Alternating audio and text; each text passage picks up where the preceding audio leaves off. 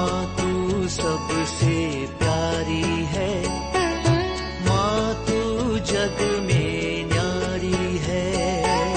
माँ तू सबसे प्यारी है, माँ तू जग में न्यारी है।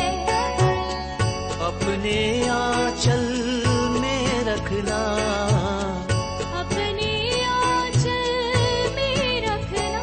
हमें वरदानों से भरना।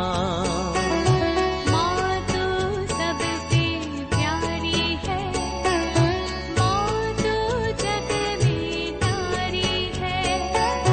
माँ तू सबसे प्यारी है, माँ तू जग में न्यारी है। Mr. Rajan Samuel, a great missionary in Hindi heartland, first class with distinction.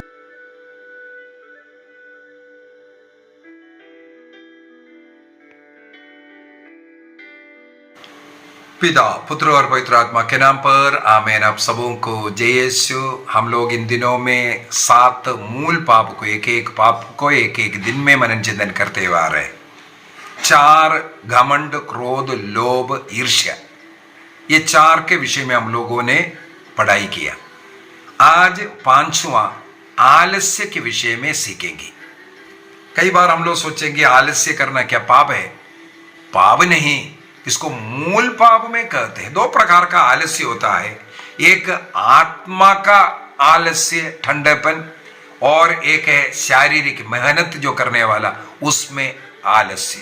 2 प्रकार का आलस्य हो सकता है। इसका मतलब है आत्मिक और शारीरिक। इसके विषय में आज हम लोग थोड़ा सा पढ़ने का प्रयत्न करेंगे और हमें मनन चिंतन करना है, क्या मेरे अंदर इस प्रकार का आलस्य है? तो हमें उत्साही बन करके किस प्रकार इस आलस्य का पाप को दूर कर सकता है। अंग्रेजी में स्लोथ कहते हैं, laziness of soul and body, शरीर एवं आत्मा का जो आलस्य, जो ढीलापन, कुनकुनापन, इसको हम लोग आलस्य कहते हैं। आत्मिक उदासीनता, ईश्वर के प्रति, प्रार्थना करने के प्रति और ईश्वर के वचन के अनुसार जीने के प्रति जो उदासीनता दिखाना, सुस्ती दिखाना, उसको आत्मिक जो आलस्य कहते हैं। साथ ही साथ हम लोगों को देखना है, जो प्रभु का सेवा कार्य करने में जो शारीरिक रूप से, चाहे प्रभु का कार्य हो, घर का काम करने के लिए, या हमने नौकरी करने में, नौकरी पैसा भी तनख्वाह मिल रहा है, फिर भी वहां पर भी ईमानदारी से काम नहीं कर रहा है, जो आपको करना चाहिए नहीं कर रहा है, इसके पीछे का भी कारण ये आलस्य हो सकता है। कैटेकिज्म ऑफ कैथोलिक चर्च 1866 के अंदर 5वां मूल पाप के रूप में इस आलस्य को लिखा है। और स्लोथ या अखेदिया कहते हैं, ये ईश्वर से हमें दूर करता है। 2000 कैटेकिज्म 2094 में 2094 में हम लोग ये पढ़ सकते हैं। आत्मिक भलाई के प्रति दुख और उदासीनता, इसको भी हम लोग आलस्य का पाप कहते हैं। इसका ये मतलब ये नहीं है शरीर थक गया, कोई काम नहीं कर पा रहा या बीमार है, इसको आलस्य नहीं कहते हैं। बीमारी के कारण काम नहीं कर पा रहा है, लेटा हुआ है, या थकने के कारण विश्राम कर रहा है, उसको आलस्य नहीं बोल रहा है। आलस्य ये है, आप में शरीर में ताकत शक्ति है, लेकिन पड़े पड़े लेटे लेटे या टीवी के सामने, मोबाइल के सामने दोस्ती करते हुए ग्रुप में बैठ करके समय टाइम पास कर रहा है, इस प्रकार के लोगों को ही आलस्य के लोग। चर्च नहीं जा रहे, प्रार्थना ही नहीं कर रहे, प्रार्थना करने में नींद आ रहा है, आलस्य के कारण, उदासीनता, प्रभु के प्रति, प्रार्थना के प्रति उदासीन होने के कारण हो। आप ठंडा है, इसलिए प्रकाशना ग्रंथ अध्याय 3 के अंदर लौदीकिया के कलीसिया को कहते हैं, तुम ना तो गर्म है ना ठंडा है, बल्कि तुम गुनगुने हो। उस गुनगुना स्वभाव ईश्वर को प्रिय नहीं है। ईश्वर बोलता है मैं अपने मुंह से थूकूंगा। प्रभु ऐसे लोगों को निंदा करते हैं। प्रभु के प्रति उत्साही बनना जरूरी है। बाइबल के अंदर ऐसा है, उत्साही लोगों के विषय में हम लोगों को पढ़ने के लिए मिलता है। राजाओं का ग्रंथ पहला राजा अध्याय 18 के अंदर ईश्वर का दर्शन मिलने के लिए एलिया नबी 40 दिन रात उपवास करते हुए होरेब पर्वत तक गया। वहां एक गुफा में जब बैठा था, प्रभु का आवाज सुनाई दिया, ये था, एलिया तुम यहां क्या कर रहे हैं, क्यों है यहां क्यों आए हुए? एलिया ने उत्तर दिया, मैं विश्वमंडल के प्रति, ईश्वर के प्रति मेरे हृदय में जो उत्साह है इसलिए मैं यहां हूं। एक उत्साही व्यक्ति को हम लोग देख रहा है, इसलिए वो शरीर के साथ स्वर्ग में उठा ले गए। ईश्वर के प्रति उत्साह दिखाने वाला एक और व्यक्ति को हम लोग गणना ग्रंथ अध्याय 25 वाक्य 11 में देख सकता है। फिनहास, इस्राएल में एक पाप बढ़ गया था, व्यभिचार का पाप, मूर्ति पूजा का पाप। इस कारण इस्राएल में बीमारियां फैल गया, अनेकों का मृत्यु का कारण बना। तब हम लोग वहां पढ़ते हैं गणना ग्रंथ अध्याय 25 में, फिनहास नाम का एक व्यक्ति इस प्रकार का पाप करने वाला एक लड़का और लड़की को हत्या करता हुआ, मार डालता हुआ, ये इस्राएली समुदाय में उनके बीच में भय छा गया। इस प्रकार वे लोग ऐसा कुकर्म करना छोड़ दिया। फिनहास का इस उत्साह को देख करके ईश्वर ने जो विपत्ति, जो बीमारी इस्राएलियों के बीच में भेजा था उसको बंद करते हैं, खत्म करते हैं। देखो, उत्साह प्रभु के प्रति, पवित्रता के प्रति उत्साह, पवित्र जीवन जिएंगे, मैं पाप में नहीं गिरेंगे, इस प्रकार का निर्णय करने वाले के साथ ईश्वर की कृपा, ये फिनहास का कहानी हमें यही सिखाते हैं। यदि हम लोग पवित्र बाइबल के अंदर वचन ढूंढेंगे, बहुत ही ऐसा वचन मिलेगा जो आलसी व्यक्ति के खिलाफ लिखा हुआ, ढेर सारा वचन। सूक्ति ग्रंथ अध्याय 19 का वाक्य 15 में लिखा है, ऐसा आलसी व्यक्ति हमेशा नींद में पड़े रहता है, उनके जीवन में कोई उन्नति नहीं हो सकता। एक और हम लोगों को मालूम होगा, ये सबसे टैलेंट के विषय में एक दृष्टांत सुना है। मत्ती के सुसमाचार अध्याय 25 में वाक्य 26 में हम लोग पढ़ते हैं, एक जो मिला, सिक्का मिला, वो क्या किया, मेहनत नहीं किया, उसको ला करके गाड़ा और ला करके दिया। तब उनको क्या बुलाया, इस प्रकार का आलसी जो मेहनत नहीं किया और नहीं कमाया, उसको कहते हैं दुष्ट और आलसी सेवक। ये बोल करके प्रभु ने उनको दहाड़ा। इसका मतलब आलस्य बहुत बड़ा एक पाप है, इसलिए उसको 7 मूल पापों में उसको रखा है। प्रकाशना ग्रंथ 3:16 के अंदर प्रभु यही कहते हैं, तुम गुनगुने स्वभाव के हो, तुम गुनगुने स्वभाव के हो। प्रभु को इस प्रकार का गुनगुना स्वभाव चलता है, धीरे से जाने से भी चौड़ा मिसा शुरू होने था, इसके बाद जाएंगे। इस प्रकार का प्रभु के प्रति, प्रार्थना के प्रति, मिसा के प्रति जो गुनगुना स्वभाव ईश्वर को वो अच्छा नहीं लगता है। सूक्ति ग्रंथ अध्याय 6 वाक्य 6 के अंदर इस प्रकार के आलस्यों से कहते हैं, तुम चींटी को देखो, समय पर वो मेहनत करता है, बारिश आने के पूर्व में वो अपने पास जो बारिश के मौसम में बाहर निकलेगा तो मर जाएगा, इसलिए उससे पूर्व में ही वो भोजन ला करके अपने पास इकट्ठा करता है। इसलिए तुम आलसी लोग चींटी के पास जाओ और चींटी से तुम सीखो कर करके बोल करके दे रहा है, और आपको उत्साही बन करके जीवन जीने के विषय में कई बार रोमियो को पत्र अध्याय 12-11 में तुम इस प्रकार आलसी नहीं बनना बल्कि उत्साही बनना है, ये लिखा हुआ है। इब्रानियों का पत्र अध्याय 6:12 में भी ये बोल करके दे रहा है। लूकस का सुसमाचार अध्याय 9 वाक्य 62 के अंदर, 62 के अंदर, जो एक बार प्रभु का पीछा करने के लिए निर्णय किया और पीछे मुड़कर देखता है, अरे वहां जाएगा, प्रार्थना सभा में जाएगा, कैसे होगा, प्रभु का कार्य करेगा तो मेरा घर कैसे चलेगा, है ना। ऐसा ऐसा सोच करके जो निर्णय किया था, पहले उत्साह किया था, लेकिन पीछे मुड़ करके देखने वाले वो प्रभु के योग्य नहीं है। प्रभु इस प्रकार बोल करके दे रहा है।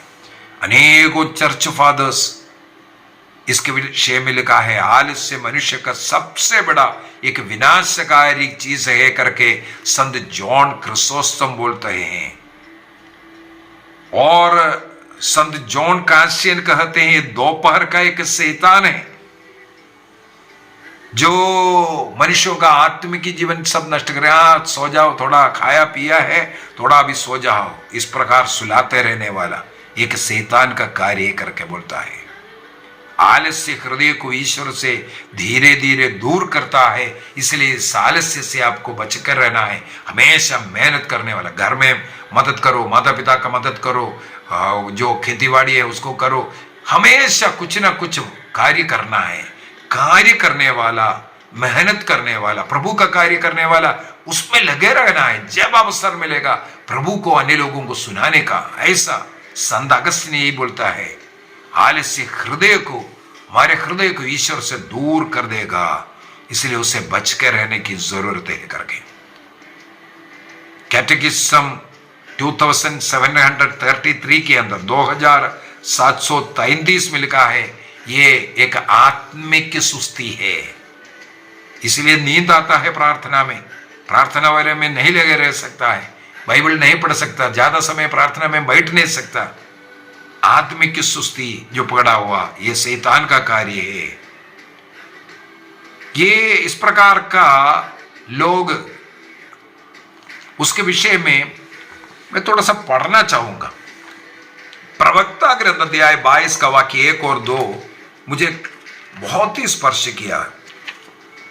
प्रवक्ता ग्रंथ अध्याय 22, सिराक चैप्टर 22 वर्स 1 और 2 में इस प्रकार का आलसी व्यक्ति के विषय में लिखा हुआ है।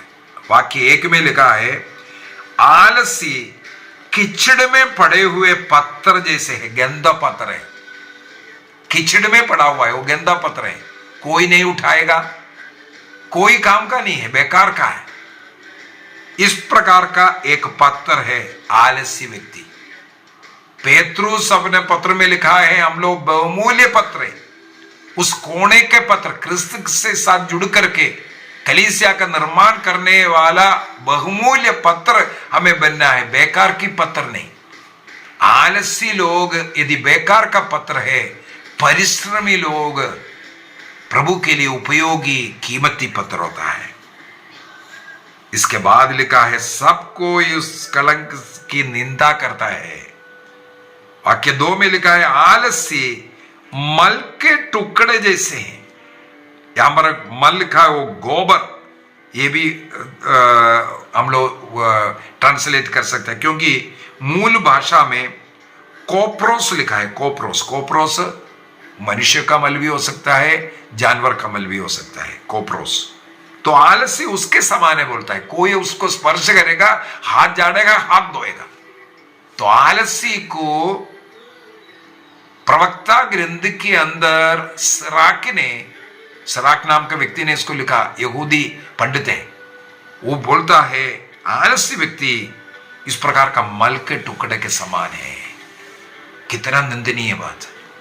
और वो बेकार का पत्र है, बेकार का पत्र है। आलसी के लिए अर्गोस शब्द हिब्रू भाषा में लिखा, अर्गोस शब्द। अर्गोस का मान है बेकार में पड़ा हुआ चीज, बेकार में पड़ा हुआ चीज। इसका मतलब है वो आलसी बेकार है, कीचड़ में पड़ा हुआ। वो जो पत्थर लिथोस, वो बेकार पत्थर बन गया है। ये इस प्रकार अनेकों बाइबल का वचन हमें मिलेगा।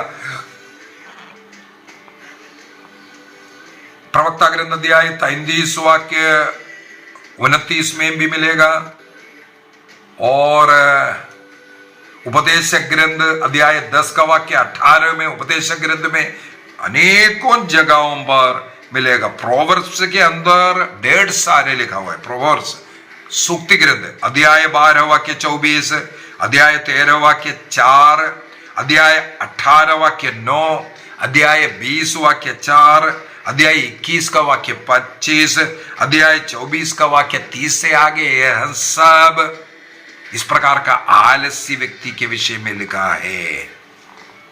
हमें गंदा पत्थर मल के समान टुकड़ा जैसे नहीं बनना, बल्कि हमें इस आलस्य को दूर करते हुए हमारे जीवन में प्रभु का सेवा में कार्यरत रहने के लिए सब प्रयत्न करना है, मेहनती बनने की जरूरत है। जिस व्यक्ति के हृदय में आलस्य आ गया, प्रार्थना में सोने वाला व्यक्ति, प्रार्थना नहीं कर सकता ज्यादा, और मिस्सा बलिदान है, कन्फेशन है, इसमें सब में आलस्य दिखा सकता। हर चीज में आध्यात्मिक की चीज से ऐसे में मिलेगा।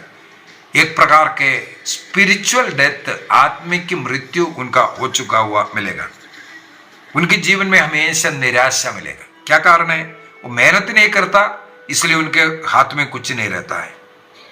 वो इस प्रकार के लोग पाप में पड़े रहता है। ईश्वर के द्वारा दे मिला हुआ गिफ्ट का दुरुपयोग करने वाला मिलेगा। आनंद जीवन में वो ऐसे लोग प्रवेश नहीं कर सकता। इसलिए ऐसे आलसी व्यक्ति से हमें दूर रहने की जरूरत है। पवित्र बाइबल के अंदर मत्ती के सुसमाचार अध्याय 25 ऐसे लोगों का अंधकार में फेंकने के विषय में लिखा, अर्थात नरक में। आलसी सेवक के विषय में उसने अपना प्रतिभा, ईश्वर से मिला हुआ वो टैलेंट को उसने गार्ड कर रखा था। इसलिए इसके बाद एक 5 मूर्ख कुंवारी और 5 बुद्धिमानी कुंवारी के विषय में तेल लेना भूल गया था। उनके लिए उस स्वर्ग राज्य का दरवाजा बंद हुआ। मत्ती के सुसमाचार अध्याय 25 में वाक्य 10 में हम लोग पढ़ सकते हैं। हमें मालूम है दाऊद महाराजा इस प्रकार आलस्य के कारण युद्ध में नहीं गया, अपने महल में सो रहा था। इसका सोकर के नींद उड़ करके महल के ऊपर टहलना शुरू किया, तब बेतसबा को देखा, वहां पर व्यभिचार सब हुआ। इस कारण हमें मालूम है दाऊद के जीवन में एक प्रकार का नरक हुआ। सामुएल का ग्रंथ अध्याय 2 सामुएल अध्याय 11 में हम लोग वाक्य 1 से आगे पढ़ सकता है। हमें निर्णय करना है आध्यात्मिक रीति से बढ़ने के लिए। जैसे बेथानिया के 2 बहनों के विषय में हम लोग पढ़ते हैं, उनमें से मरियम प्रभु के चरणों में बैठ करके उनको सुन रहा था।